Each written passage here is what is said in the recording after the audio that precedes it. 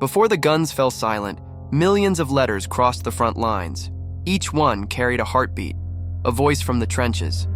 Some letters reached home, others were found years later. In mud, blood and rusted tins, they wrote from dugouts, under shell fire, by candlelight. Paper was precious, words even more. Jonathan George Simons wrote, "Dear Bert, just a few lines to let you know I am all right, hoping you are the same. At the present time, we are in dugouts. The weather is simply awful, raining day after day and especially night after night. To tell you the truth, while writing this letter, I am wet through to the skin and not a dry thing for a change. We have got our winter fur coats and gum boots, but the latter cause more curses than you can imagine. For instance, last night I was sent off to select dugouts for our platoon, which is number 37. It was pitch dark, no light allowed, and in a strange place. Well, honestly, I fell over at least 20 times, got smothered in mud from head to feet, and on the top of that wet though, for it rained in torrents. On a round of inspection this morning to see if all were comfortable, I was blinded uphill and down dale. Sergeant this and Sergeant that." Harold William Cronin wrote, "We were only out here a matter of a few hours before we went into the trenches. We were there for 8 days and then came on to what is called a rest camp. I suppose it is called that to distinguish it from the trenches because the men are at work all day road and trench making, and it comes under both rifle and artillery fire. We got here at 7 o'clock yesterday morning and were shelled at 9 o'clock.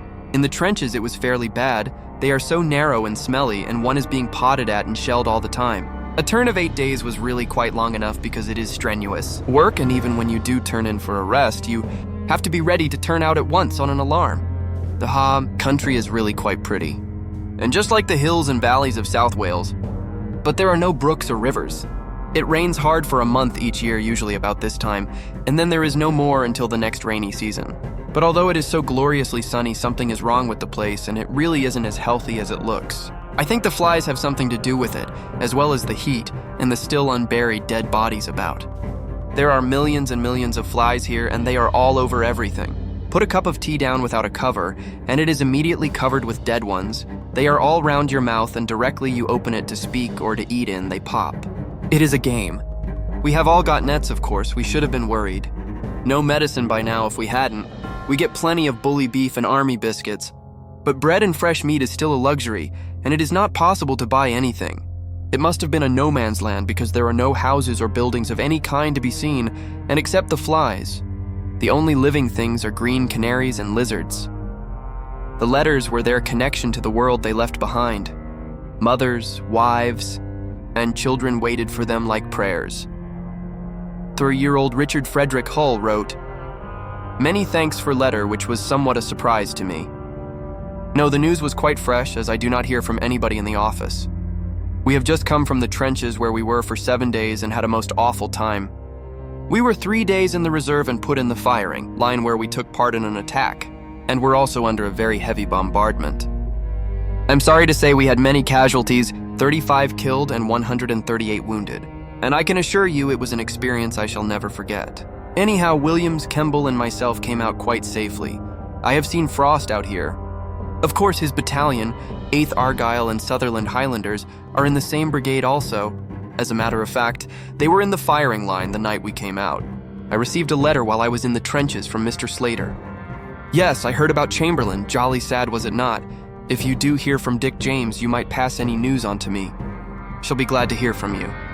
I could write more, only am a wee bit tired after 7 days in trenches." Or C.S. Frost wrote, "I am much nearer the front now, and we moved here last Tuesday. It was a long march and of course done at night. And our present billet is a farm, or the remains of one, in a large village about 3-4 miles from the trenches, more north than we were before, and nearer the Belgian frontier. It is an awfully desolate spot and constantly under shell fire. This morning I was trying to get asleep on the grass when a shell burst in a tree not 50 yards away and sent a shower of leaves to the ground. Fortunately, no one was hit. Another burst in the same field 10 minutes afterwards. Then I thought it was time to shift, so went into a barn. There are a number of dugouts around, but they are so cold and you might get buried inside.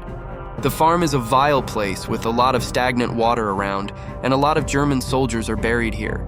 The barn where we sleep would be improved if a shell struck the roof and ventilated it in our absence. as the smell inside is bad and makes it nearly necessary to wear a respirator.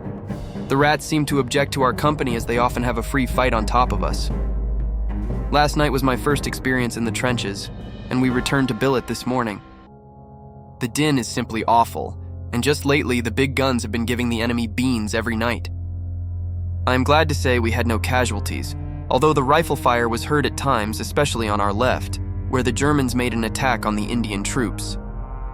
The British gunfire was simply terrific all night, and the Germans did not reply very much. It was fine to watch the flashes of our guns at our backs, although the screaming of the shells overhead is at first rather scaring, to say the least of it. However, the news we hear from day to day at this part of the front is very cheerful and encouraging. Yesterday, I came across an Indian soldier who could speak English very well, and he thought another month would see the war over. Also, a German officer captured near here said it could not go on very much longer. I for one hope these remarks will prove correct. The church here is practically demolished, just some of the walls and towers standing, and the churchyard is in a bad state. Great holes have been made and bones exposed.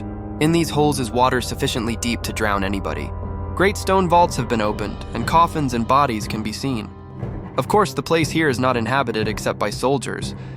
I have been through some of the big houses, and plenty of good carved furniture, pictures, fittings, etc. still remain in them. I also have been in some of the gardens, and roses just coming into bloom can be seen in great numbers. Some were found on bodies after battles. Last words that were never meant to be read. Letters were watched, censored, rewritten. Soldiers had to sound brave.